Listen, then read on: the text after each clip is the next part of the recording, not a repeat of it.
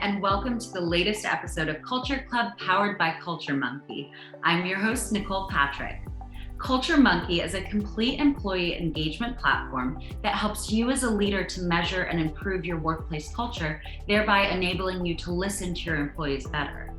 In this episode of this season of Culture Club, we have with us Shelley Smith, founder and CEO of Premier Rapport consulting firm. Shelley Smith is a best-selling author, consultant. Her experience over the past 35 years has earned her a reputation as the creator of culture, inquiry, and business globally. Shelley has worked with mid-sized businesses, enterprises, and national and multinational corporations that seek to create an international workplace culture that creates a healthy work environment and yields savings to the bottom line. Her clientele include recognized organizations like Marriott International, Ferguson, Mitsubishi Chemical, Virginia Premier, and PP Mayer, to name a few. She is also a notable alumni of Cornell University. Shelley, welcome again to Culture Club's video cast on diversity, equity, inclusion, and belonging in the workplace, from policy framing to effective implementation. Before we begin, please tell us a little bit more about yourself and your organization. I'm very happy to be here today. I appreciate being one of your many guests that are on, so thank you so much. I don't know what else to add to that. Let's see, Premier Rapport, I've been in business for just over 13 years. I came from the hotel industry and morphed and realized it was not about the brick and the mortar, but it was always about the people. And so being able to every day get to work with different environments and different sizes just to help companies, individuals, and leaders to level up that workplace culture is just it's a good thing. It's a good thing. So. Great. Well, let's very excited to have you. Yeah. Let's get into it. Yeah.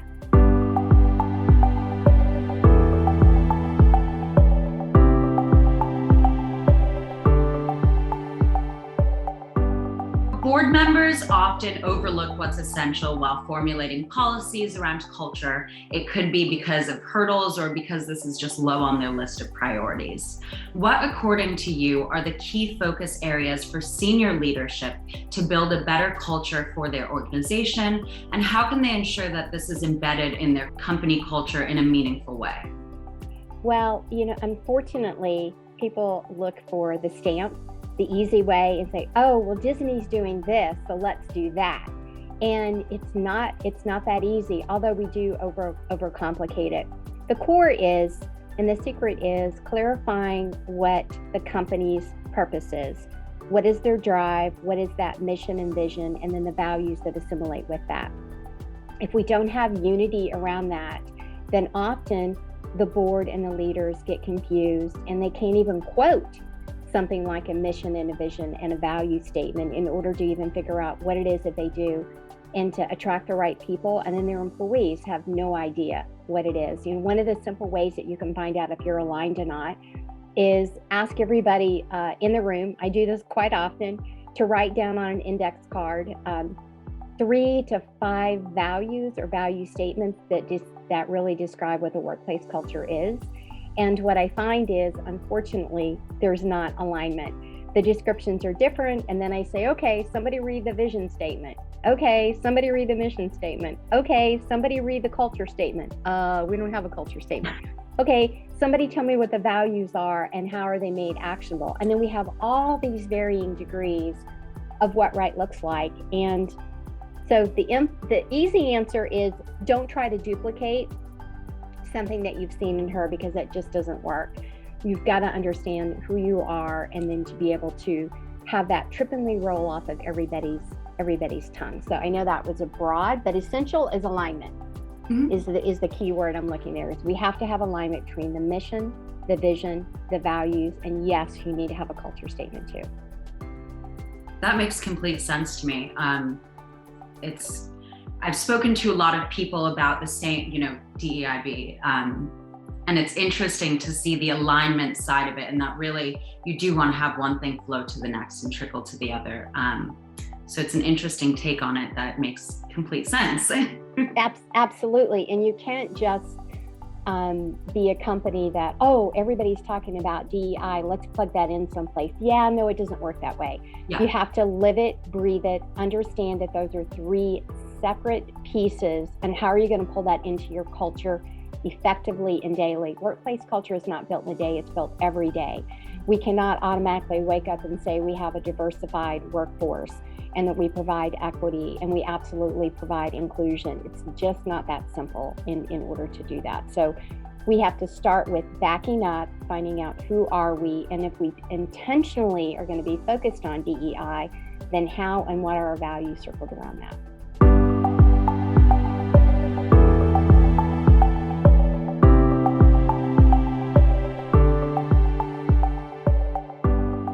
With that being said, there is no company culture framework that can be replicated as a copy-paste mechanism.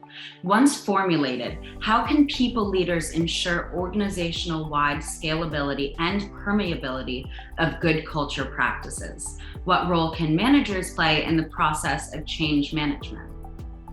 Well, first of all, is to understand what change management process you're going to utilize, and you've got to lean into that. One of my favorites is actually ProSci, the ADKAR model, which allows you to stop, process deliberately, the accountability piece, the communication piece. So if your focus is on diversity, equity, and inclusion, what elements, where are you now?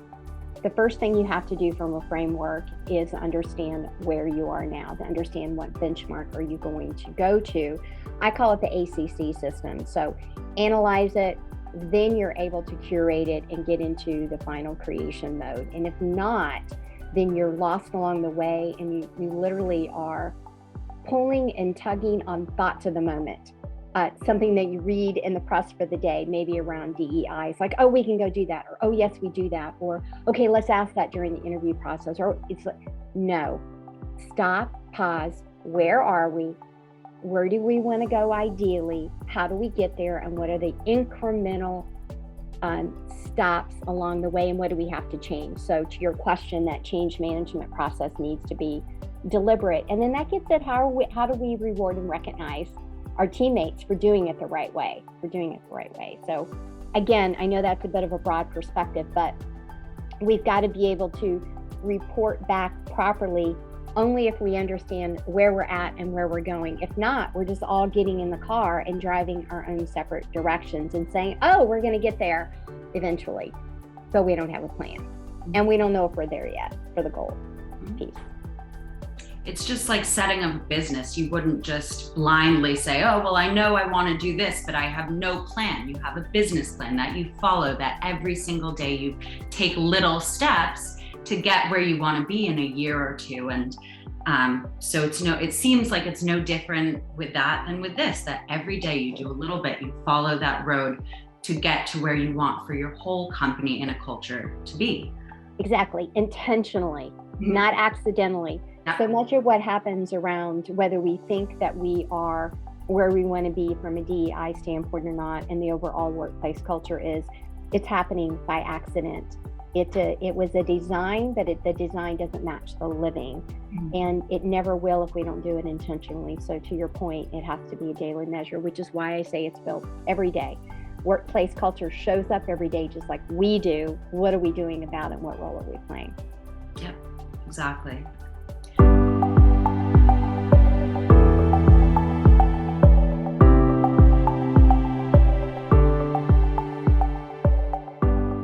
Recently, many big companies known to have a good company culture have reported a lack of proper DEI initiatives. How do you think that leaders can prevent such fallout and draft framework to convey the right message of DEI being an essential component of company culture? First of all, we have to own where we are. So again, going back, I hate to be repetitive, but if we don't know where we're beginning and why do we want to make a change, if we don't believe that there is a gain, I mean, we're in business, but we don't think that there's any value in focusing in on any of the elements of DEI. We don't think there's any value in having conversations, deliberate conversations around culture. The reality is it doesn't matter what you put around it, it's not going to happen. So we've got to be able to benchmark and have an understanding of where we're trying to go. So step one is, as an owner, as a board member, as a leader, own where we are. What are we doing right around the different elements of DEI and our overall culture piece? And where do we want to do better? And again, why? It's going to benefit our team if we focus here and if we gain this when we do what. This is going to provide the branding that we're looking for internally, externally. This is going to give the services that we're providing in a better way when we do XYZ around DEI. If not, again, it doesn't become sticky when we try to take on too many things, and we can't put a frame around too many things. We need to focus on one thing, a step at a time, have everyone in the organization focused in on that and rewarding them around that. That's when it truly does come to life, and it becomes a pillar that is that cannot be moved when we do that consistently. I use an example of, if we're going to do something specifically around diversity and everybody's going to focus on that one thing over the next 30, 45, 60, 90 days. The reason why it works, if it's one thing and it's focused for a long haul, it's just like when you buy a new car. All of a sudden you see that car everywhere in the same color that you just bought. Why? Because you're focused in on it. So imagine the power if you have everybody on your team focused in on that one thing. That's how it becomes sticky and just becomes a part of the day-to-day. This is how we do things, and this is how we don't do things. Again, anything that is related to the culture piece, the value piece, and certainly diversity, equity, and inclusion. That makes total sense. And I'm sure, like you just said, with how you don't do things that aren't working will start to stick out like a sore thumb, and you'll really be able to find your own culture of what's meant to be within. And the accountability that the rest of the team member has, they become a part of. Anytime anybody is brought into the team, they're going to very quickly go, oh yeah, no, we don't do that. This is how we do it. So it's the guardrails that we put up of what's right and what right does not look like as well, which is equally as important, because that's where all the gray happens, is when people don't speak up. Yeah. To that point. And I'm sure they're more comfortable then too to speak up, because everyone is in the same boat and everyone's really trying to focus on it at the same time, instead of one person feeling, a little off and not wanting to bring it up because no one else is, in their mind, no one else feels this way and it's only them, when in reality, most people probably are feeling the same way if it's not working, but they're just too afraid to speak up about it. Exactly, because they think that that wrong way is just natural. I've heard so many times, and I'm sure you have too, that's just how we do it around here. That's just how it is around here. Oh, it's always been that way around here. So instead of saying the opposite of, yeah, no, we used to do it that way, but we do it this way now, or wow, that's never been my experience. I've noticed that when I do say something, XYZ is heard or it is changed, or so yes, it takes the brave souls in order to stand up and to say something. But it's easier when everybody is focused on the masses at the same time. Yes. Yep, exactly.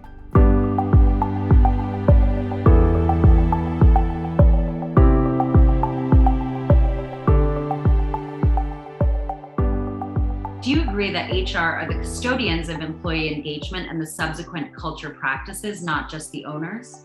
If so, what are your thoughts on this? I might make a few people happy and a few people sad. I do not believe that HR should be the custodians. I know that the reality is that is where it typically starts and lands, and that's where the ownership is. They are certainly a piece of the pie, but the effective, the highly functioning teams, the custodianship is at all levels. Everybody needs to own that practice. Now, that doesn't mean that they can't bring the institutional knowledge and they can't bring that expertise to it. And it doesn't mean that they can't be the ones to bubble it up and to show the value, and to be the voice of reasoning, especially when it comes with the DEI and the statistics that we're looking at. But they should not be the sole proprietor owner, and nor should it just be the owner. Again, it needs to be the multitude of lenses. Anyone who is a people manager needs to be all on the same page and needs to feel like they have that ownership of all of those elements, because if we don't, that becomes a weak link, and it's easy for the inconsistencies around what right looks like, I call them leaks, begin to happen when we don't have this. So we say that that's just you or that's just me. So I prefer to say that all people managers need to be the custodians of this versus not one or the other. And again, it's easier to do things by the masses, especially when you talk about change management, when everybody is flowing from different angles, all going into unison as well. So yeah, that I've asked variations of that question to a few people, and it always comes down to that you have to empower more than just one group. You can't, if you just empower, the HR heads to be in charge of all of this, it's not really going to work the same as if you empower, all the different managers, and that they can micromanage their employees and their team to all feel responsible. And that's how everyone then feels responsible and works toward the common goal. So I think your answer was well, and this is how we create the almighty grail of inclusion, is that we feel like we're all a part of that thing, that process, that focus, that purpose. Then we're all holding, each other accountable again. So, and when something all of a sudden doesn't look right, everybody is speaking up, because they cannot not speak up. They feel compelled in order to do so, because they have that accountability ownership on them, versus, oh, that's just an HR thing. That's just sales. That's just sales does that. Oh no, that's just ops that does that. So the more we can move away from that and have more of an agile mindset, the more likelihood the success ratio is, especially if you're in a change management process where you're really trying to shift the DEI perspective inside of the workplace culture. So food for thought.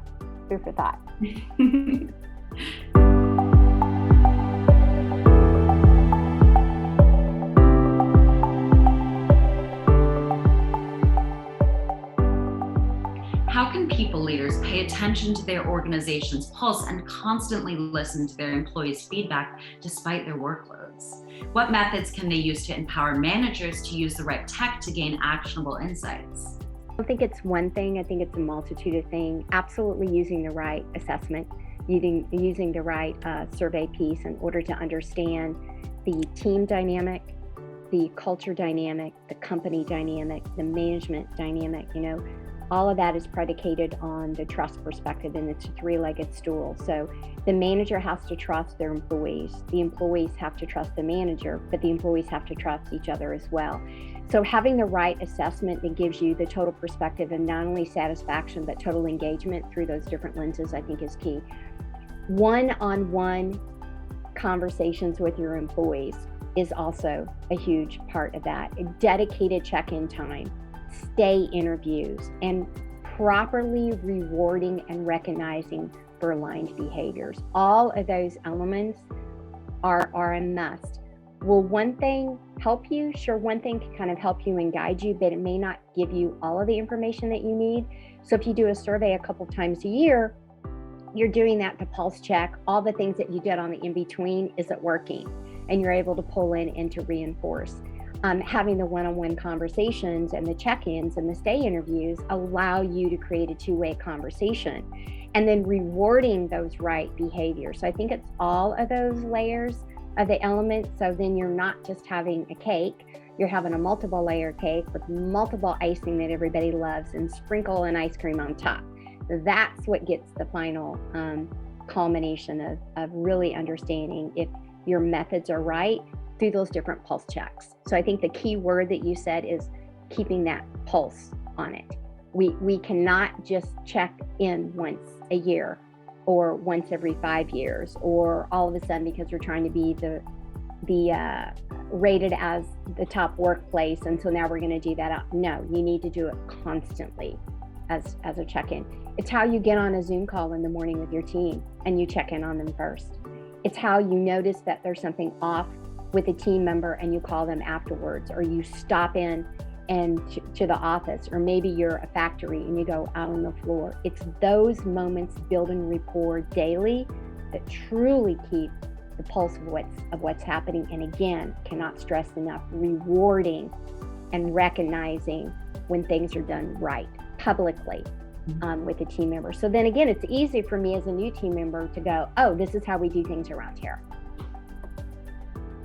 Exactly. And I think that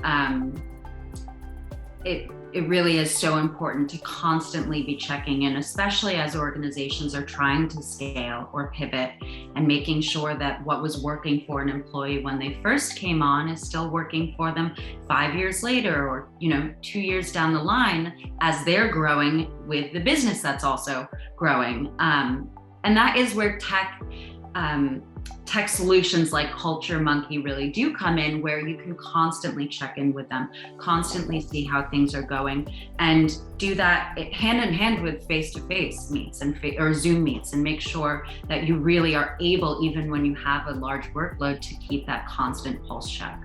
Absolutely. I totally agree with everything you're saying. Absolutely. And using that information, your system provides incredible information. So when you have that information, do something with it. Leaders that have multiple layers, you've got to get out of your office and get out of your space to go have real conversations with the data that you've inquired, and to say, hey, I saw this recently on one of our check-ins. Hey, I saw that there was a response. It could be because some of the information is specific, exactly who said it, and then some of it is generic. So use that language. So they must go hand in hand. Absolutely. Exactly. That is such a beautiful take on a topic that is being talked upon by many organizations today, Shelley. I was going through one of your recent blogs in the Virginia pilot, where you had said that the importance of keeping your ear to the ground and being a leader who has true insight on what's happening with their team on the ground on a frequent basis. It was very interesting and relatable to what we at CultureMonkey are solving for people leaders around the world. Thank you so much for your time, Shelley. This has been such an enriching experience for all of us. I'm sure our viewers will gain insight immensely from your thoughts. And why don't you please let our viewers know how they can connect with you if they want to have a quick chat or give you some comments. Great. Thank you so much again for having me on today. It's definitely a valuable topic that everybody is talking about, and absolutely should be talking about, and taking pause to say, how are we showing up? So if you've got more questions for me directly, you can go on. I'm on every social media platform. It's just at Premier Rapport. You can also email me at shelley@premierrapport.com, and I'll be more than happy to give you some additional resources or to answer any questions. So thank you so much for having me on today. Yeah, thank you, Shelley, for helping us understand the needs of a dynamically changing topic. I also think it's important for people leaders to constantly listen to their people and cater to their DEI and B needs as well. And honestly, that's where an employee management platform like CultureMonkey can save the day for HR leaders. If you are a people leader who wants to listen to your employees better using the super swift tool and improve your company culture, log into www.culturemonkey.io today. With that being said, it was an absolute pleasure to have spoken with you and get to know you better. That's all we have in this week's episode of Culture Club, powered by CultureMonkey. Until next time, this is your host, Nicole, signing off.